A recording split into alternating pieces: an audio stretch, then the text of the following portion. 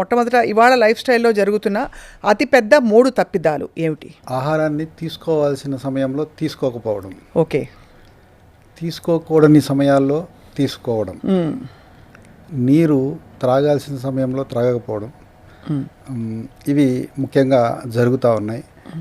ఇంకా ఆడవాళ్ళ విషయంలో చూస్తే వాళ్ళు జర్నీల్లో కావచ్చు, ఆఫీసులో కావచ్చు, నీరు త్రాగితే యూరినల్స్కి వెళ్ళాల్సి వస్తుందని వాళ్ళు నీళ్లు తీసుకోరు. చాలా సందర్భాల్లో వాళ్ళకి నీట్నెస్ అనేది ఇంపార్టెంట్ ఉంటుంది. స్కూల్స్లో కావచ్చు, కాలేజ్లో కావచ్చు, వర్క్ చేసే దగ్గర వారు కూడా నీరుని తక్కువ తీసుకుంటారు. ఇవన్నీ చిన్న చిన్న విషయాలే అనిపిస్తాయి కానీ పెద్దగా ప్రభావితం చేస్తున్నాయి ఆరోగ్యాన్ని.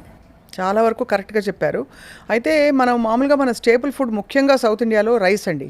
అవునండి. సో మామూలుగా మీరు ఏ రైస్ తింటారని అడిగితే అందరూ ఫైన్ రిఫైన్డ్ చక్కగా మల్లెపూల్లాగా అన్నం కనిపిస్తుంది, తెల్లగా పొడిపొడిగా ఉండాలి, పొడిపొడిగా ఉంటుందని గర్వంగా చెప్పుకుంటాం. మనం ఎక్కువగా కన్జ్యూమ్ చేసే రైస్ ఏమిటండి? ఎన్ని రకాల బియ్యం పండుతుంది ఇండియాలో? మనకు ప్రకృతి పరంగా చూస్తే పూర్వము భారతదేశంలో ఉన్న వైవిధ్యంగా చూసిన మన పురాణాల ప్రకారం లేకపోతే చరిత్రకారులు చెప్పిన దాని ప్రకారం చూసిన 5 లక్షల రకాల విత్తనాలు ఉన్నాయి అని చెప్తారు. అయితే ఇప్పటికీ కూడా అందుబాటులో కొందరు విత్తన సంరక్షకులు ఉన్నారు. వాళ్ళ దగ్గర 2000 వరకు దేశవాళీ వరి విత్తనాలు ఉన్నాయి వారి దగ్గర. వారు ప్రతి సంవత్సరం దాన్ని పండిస్తా దాన్ని ఉనికిలో ఉంచుతున్నారు. ప్రతి సంవత్సరం పండించకపోతే అవి కొంత కాలానికి అవి పోతాయి కాబట్టి వాళ్ళు ఆ పని చేస్తా సంరక్షిస్తా వస్తున్నారు. ఇప్పుడు మరి ఇవాళ మనం మాట్లాడబోయే రకరకాల రైస్ వెరైటీస్ గురించి చెప్దాం. మనకి ఇవన్నీ కూడా అంటే ముందు రైస్ ఎందువల్ల ఇతర విత్తనాలు మనం తినలేకపోతున్నాం, ఇతర వెరైటీస్ అంటే అలవాటు అయిపోయాయి ఇలాగా? అవగాహన లోపం కొంత ఉన్నదండి. రైట్. అలాగే పూర్వము అన్నం వండేటప్పుడు గంజి వంచడము, ఆ గంజిని దాచుకొని మర్నాడు తాగడము, ఆ గంజి వంచడం వల్ల వచ్చే పొడితనం ఒకటి ఉన్నది అన్నంలో. అలాగే కుక్కర్ లేదు, బయట వండుకునేవాళ్ళు.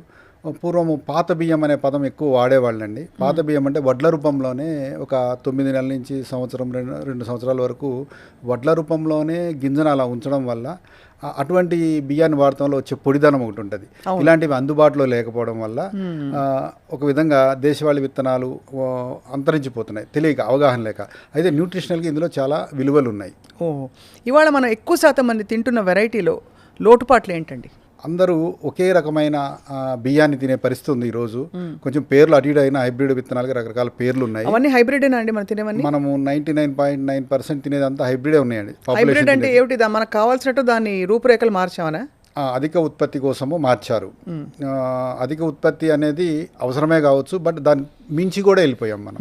అవసరానికి మించి అంటే 2 ఏళ్ళకి సరిపడా నిల్వలు మనం కావాలంటే 3 ఏళ్ళకి సరిపడా నిల్వలకు కూడా మనకు అధిక ఉత్పత్తి జరిగిపోతుంది. దానివల్ల ఏమవుతుందంటే స్థానికంగా ఉండే విత్తనాలు కావచ్చు, జొన్నలు, సజ్జలు లాంటివి కూడా పండించడం తగ్గిపోయింది. ఎందుకంటే మినిమం సపోర్టింగ్ ప్రైస్ గవర్నమెంట్ అది మంచి ఉద్దేశంతో పెట్టింది, మంచిది. అయితే దానివల్ల వేరే కూడా అంతరించిపోతున్నాయి. కాబట్టి ఇలాంటివి బతకడానికి కూడా ఏదైనా ప్రణాళిక ఉండాలి ఖచ్చితంగా. మీ దగ్గర ఉండే వెరైటీస్ సురేంద్రనాథ్ గారు మీరు బాగా రికమెండ్ చేసేది ఏ బియ్యం ఏ ఆరోగ్య సమస్యకి పనికొస్తుందని చెప్పగలరు? తప్పకుండా చెప్తానండి. బియ్యాల్లో డైవర్సిఫైడ్గా ఉన్నాయి. అంటే జీవ వైవిధ్యం ప్రకృతి మనకి ఇచ్చింది కాబట్టి పండడంలో వివిధ ప్రాంతాల్లో పండుతాం ఒక విశేషం అయితే, ఒక్కొక్క బియ్యంలో ఆరోగ్యానికి సంబంధించి ఒక్కొక్క విశేషం ఉన్నది. సో ఈ విధంగా దేశవాళీ బియ్యాలు అవసరాన్ని బట్టి, మనిషి వయసు ఉంటుంది, పుట్టినప్పుడు చిన్నపిల్లలుగా ఎదిగే వయసు ఉంటుంది, అలాగే యంగ్ ఏజ్కి వచ్చినప్పుడు వాళ్ళకి ఫర్టిలిటీ రావడానికి ఒక అవసరం ఉంటుంది, తర్వాత ఏజ్ వచ్చిన తర్వాత నీరసం రాకుండా కానీ, కీళ్ళ నొప్పులు రాకుండా కానీ, ఒబిసిటీ రాకుండా కానీ, డయాబెటీస్, ఇలా రకరకాల బియ్యాలు ఉన్నాయి. సో అవన్నీ రకరకాల సమయాల్లో అవసరమైనప్పుడు వాడుకోవచ్చు. అలా రోజువారీ తినడానికి కొన్ని అనుకూలమైన ఉన్నాయి, కొన్ని రోగాలు తగ్గించుకోవడానికి ఉన్నాయి. ఇవన్నీ కొన్ని నేను తీసుకొచ్చాను, మీకు శాంపిల్స్ చూపిస్తాను. ఇక్కడ ఉన్నది ఇది కాలాబాటి బియ్యము. నల్లగానే కంటే కాపర్ కలర్లో ఉంటుంది. ఇది క్యాన్సర్ నిరోధకం అన్నమాట. ఎవరైనా ఉంటే దాన్ని గంజిలాగా తీసుకొని తాగుతున్నా లేదా అన్నంలాగా వండుకు తిన్నా ఇది ఫలితం ఉంటుంది. ఇది వారంలో ఒకసారి పాయసంలా తీసుకున్న క్యాన్సర్ నిరోధకంగా పనిచేస్తుంది. ఓహో. అయితే ఇటువంటి బియ్యాన్ని అన్నంలా కంటే కూడా గంజి తీసుకొని ఆ గంజిని మర్నాడు తాగడం ఎక్కువ ఉపయోగం అవుతుంది. అంటే ఇది వండితే ఎలా అవుతుంది అన్నం? దీన్ని రుచి అది ఎలా ఉంటుంది? రుచి తినడానికి ఇప్పుడు అందరూ ఒకదానికి అలవాటు పడినారు కదా, యాక్సెప్టబుల్గా ఉండకపోవచ్చు స్టార్టింగ్లో. బట్ మజ్జిగలో లేకపోతే పెరుగులో తినడానికి చాలా రుచిగా ఉంటుంది. ఈ అన్నం ఈ అన్నాన్ని తినడానికి ఒక సులువైన మార్గం ఏంటంటే రాత్రిపూటే అన్నం వండేసేసి నీళ్ళల్లో కేవలం నీళ్ళల్లోనే నానబెట్టి పొద్దున దీన్ని మజ్జిగలో తింటే చాలా రుచికరంగా ఉంటుంది. మనకి పెద్దలు చెప్తూ ఉంటారు అన్నం తినేటప్పుడు 40 సార్లు బాగా నమిలి తినండి అని. ఇది మనకు తెలియకుండా నవ్వులుతాం, ఎందుకంటే నవిలిన కొద్దీ జ్యూస్ లాగా ఒక స్వీట్నెస్గా ఒక మాధుర్యంతో ఉంటుంది. అది ఆస్వాదిస్తే వాళ్ళు తెలియకుండానే 40 కాదు 60 సార్లైనా నవిలి మెల్లిగా తింటారు. దానివల్ల చాలా ఉపయోగం ఉంది. దాని ద్వారా క్యాన్సర్ కూడా మనకి నిరోధించవచ్చని ప్రూవ్ అయిందండి ఈ నల్ల బియ్యం ద్వారా. అంటే ఇందులో సైంటిఫిక్గా చూస్తే యాంథోసైనిన్స్ ఉన్నాయి. యాంథోసైనిన్స్ క్యాన్సర్ నిరోధకాలు అనేది ఎస్టాబ్లిష్ అయిన వాస్తవం. అయితే ఇందులో టెస్ట్ చేస్తే యాంథోసైనిన్స్ అనేవి ఉన్నవి. ఓకే. ఈ గింజలే కాదు, ఈ మొక్క యొక్క ఆకులు కూడా టెస్ట్ చేస్తే అందులో యాంథోసైనిన్స్ అనేవి ఉన్నాయని చూపించారు. సో ఆ విధంగా ఇది చెప్తున్నాము. రైట్. అలాగే పక్కనే తెల్లగా ముత్యాల్లా కనిపిస్తున్న ఆ బియ్యం అదేంటండి? అది బియ్యం అయినా? ఇది గోవిందభోగ్ బియ్యం అండి. గోవిందభోగ్ అంటే భగవంతుడికి ప్రసాదం పెట్టడానికి, దానికోసం ఒక బియ్యము. ఓహో. ఇది బియ్యమే వాసన వస్తాయి. మీరు వాసన చూడవచ్చు, ఇది బియ్యమే వాసన వస్తాయి. చాలా విశేషంగా ప్రసాదాలు చూడొచ్చండి. అంటే వైష్ణాలయంలో ప్రసాదాలు చేయడానికి అది బాగా వాడతారు. పరమాన్నం కానీ అవి చేయడానికి. ఇవన్నీ దేశవాళీలో ఇవి ఒక రకాలండి, సందర్భాన్ని బట్టి వండుకోవడము. ఇక్కడ ఉన్నదండి మాపిల్లై సాంబా. ఇది మాపిల్లై సాంబా. ఇది యమనంలో ఉండే మగపిల్లలకి చాలా ఉపయోగము, ఫర్టిలిటీ పెరగడానికి. అలా కాకుండా ఎవరికైనా ఒక స్టామినా ఎనర్జీ కావాలన్నా ఇది ఉపయోగం. ఇందులో మనం టెస్ట్ చేస్తే మాకు తెలిసింది ఏంటంటే మినరల్ కాంటెంట్ బాగా ఉన్నది. అంటే ఐరన్, జింకు, మాలిబ్డం, మ్యాంగనీస్ ఇలాంటివి ట్రేస్ ఎలిమెంట్స్ అంటాం, అలాంటివన్నీ ఇందులో ఉన్నాయి. ఇలాంటివి లోపించడమే కొంత హార్మోన్ డెఫిషియన్సీ అని కొన్ని రోగాలు వస్తూ ఉంటాయి కదా, అలాంటి వాటికి ఇది సొల్యూషన్ అనమాట. దీనికి గ్లైసెమిక్ ఇండెక్స్ ఎలా ఉంటుందో? గ్లైసెమిక్ ఇండెక్స్ మామూలు దాంతో కంపేర్ చేసినప్పుడు తక్కువే ఉందండి. ఓహో. అంటే గ్లూకోజ్కి డిమాండ్ తక్కువ ఉంటుంది తిన్న తర్వాత 2 అవర్స్లో. సో అయితే మనకి డయాబెటిక్స్కి మంచిది. అయితే డయాబెటీస్ వాళ్ళు తినడానికి చాలా అనుకూలమైనది. దేశవాళీ బియ్యాలన్నింటిలో కూడా అమైలోజ్ అనే స్టార్చ్ ఉన్నదండి. ఇది మెల్లిగా అరుగుతుంది, అంటే ఇన్సులిన్ని డిమాండ్ చేయదు. ఓహో. సో అది మెల్లిగా అరిగే గుణం ఉండడం వల్ల ఇవన్నీ డయాబెటీస్ లాంటి వాళ్ళు ఉన్నవాళ్ళు వాడుకోవడానికి అనుకూలమైంది. నెక్స్ట్ ఇంకా రవ్వలాగా ఉంది, అది చిన్న బియ్యం. ఇది నారాయణ కామిని అని సన్న బియ్యం. ఇప్పుడు చాలామంది సన్న బియ్యం తినడానికి ఇష్టపడతారుగా, అలా దేశవాళీ బియ్యాల్లో ఇది ఒక సన్న బియ్యం అనమాట. ఇది ఎలా వార్చి తింటే బెటరా, లేక అన్నం వార్చి అత్తేసరికి నీళ్లు పెడితే బెటరా? ఏదైనా అన్నం వార్చడమే సరైన పద్ధతి అండి. దీనికి కూడా అన్నం వార్చడమే కరెక్ట్. అత్తేసరి ఎందుకు కరెక్ట్ కాదండి? అత్తేసరి ఎందుకు కరెక్ట్ కాదంటే, ఇప్పుడు స్టార్చ్ అనేది ఉంటుంది కదండి, స్టార్చ్ కొంత డ్రై అవ్వాలి. డ్రై అవుతున్న వల్ల దాని లక్షణం మారుతుంది. జిగురు గుణం అంటాం కదా, అట్లా అరిగే దానిలో కూడా తీరు మారుతుంది అనమాట. అందుకే ఇప్పుడు గంజి వంచి కాసేపు అలా పెట్టామనుకోండి, నేను మీకు చూపిద్దామని ఒక కుండ కూడా తీసుకొచ్చాను. మనం అన్నం వండుతాము, కుండలో వండుకోవచ్చు, ఇత్తడికి ఎందులో వండుకున్న తర్వాత వండిన తర్వాత మటుకు వండిన పదార్థాన్ని ఇలాంటి కుండలో పెట్టాలి. ఇలాంటి కుండలో పెడతాం వల్ల ఆ బియ్యంలో ఉన్న తేమని ఈ కుండ మట్టిలాగా ఉంటుంది కదా, అది పీల్చుకొని ఆవిరైపోతుంది. దీని ద్వారా ఆవిరైపోతుంది. లేకపోతే గింజ కింద తేమ రాదు. గింజ కింద తేమ రాకపోవడం వల్ల అన్నం పొడి బారుతుంది. పొడి బారటం వల్ల ఆ స్టార్చ్ గుణం మారుతుంది, కార్బోహైడ్రేట్ గుణం. లేదంటే దీన్ని ఇంకో రకంగా చేయాలంటే, ఒక వస్త్రంలో ఈ వండిన అన్నాన్ని వస్త్రంలో వేసేసి దాన్ని ఇలా మూట కట్టేసేసి 2-3 అవర్స్ ఇలా పెట్టాలి. ఇలా పెడతాం వల్ల పొడి పొడిగా అవుతుంది, షుగర్ వచ్చే గుణం అన్నంలో తగ్గుతుంది అనమాట. ఓహో. పొడారే గుణం కుండలో అయితే చాలా అనుకూలం. మనం మూట కట్టడం అందరూ చేయలేకపోవచ్చు. నా ఉద్దేశం మూట కట్టడం అనే మాట ఎందుకన్నానంటే, ఇలా మూట కట్టి దీన్ని ఒక స్టీల్ క్యారియర్లో పెట్టేసుకుంటాం. ఓకే. Somewhat better. దానికంటే ఈ తేమని ఇది పీల్చుకుంటుంది, అది పొడి బారుతుంది. అందరూ కుండని మొయ్యలేరు కాబట్టి, ముఖ్యంగా ఆఫీసుకి వెళ్ళేటప్పుడు ఇలాంటి దాన్ని క్యారియర్లో పెట్టుకొని ఇలా మెత్తటి మస్లిన్ క్లాత్ తీసుకుని మనకి క్యారియర్లో లైనింగ్ లాగా వేసేసి పెట్టేస్తే ఉత్తమం ఉంటారు. అయితే మరి చానా క్లాత్ అంటే మనకి చీజ్ క్లాత్ అని లాంటివి దొరుకుతాయి. లేదా నేతనని అడిగితే ఖాదీ బట్ట పల్చగా అల్లిస్తారు. అలాంటి బట్టని దీనికి వాడటం చాలా ఉపయోగకరం. బాగుంది, చాలా బాగుందండి. మంచి చిట్కా ఇది, చాలా మందికి తెలియదు. Right sir. నెక్స్ట్ ఇంకా ఇక్కడ ఉన్నది కులక్కార్ అనే బియ్యం. కులక్కార్ బియ్యం అది లేడీస్ ప్రాబ్లమ్స్కి చాలా మంచిదని చదివాను. అవునండి, లేడీస్కి ఇది ఔషధం లాంటిదే. అందరికీ, ఆడవారికి మగవారికి ఇది ఆహారంగా ఉపయోగపడుతుంది. అయితే ఆడవారికి ఇది ఔషధంగా కూడా ఉపయోగపడుతుంది. వాళ్ళకి పీరియడ్లో డిజార్డర్స్ ఉన్నప్పుడు, పీసీఓడి ప్రాబ్లమ్స్ ఉన్నప్పుడు, లాక్టేషన్ పీరియడ్లో ఉన్నప్పుడు కానీ, ప్రెగ్నెన్సీలో ఉన్నప్పుడు కానీ ఎప్పుడు చూసినా ఇది వాళ్ళకి అది ఆహారంగా చాలా ఉపయోగం. మీరు చూసారా ఎవరైనా ఇలాగా నయమైన వాళ్ళు ఉంటారా? ఉన్నారండి. మా ఆఫీస్కి చాలామంది దీన్ని వచ్చిన వాళ్ళు, అడిగిన వాళ్ళు ఉన్నారు, వాడిన వాళ్ళు ఉన్నారు, రైట్. టెస్టిమోనియల్ ఎవిడెన్స్ అయితే ఉన్నది, వాడిన వాళ్ళు బెనిఫిట్ పొందిన సుమారు వాళ్ళు ఎంత ఉన్నారు. ఉంటుందండి ఒక కిలో ఇది? ఇది కిలో 140 లెక్క. 140 రూపాయలు కిలో.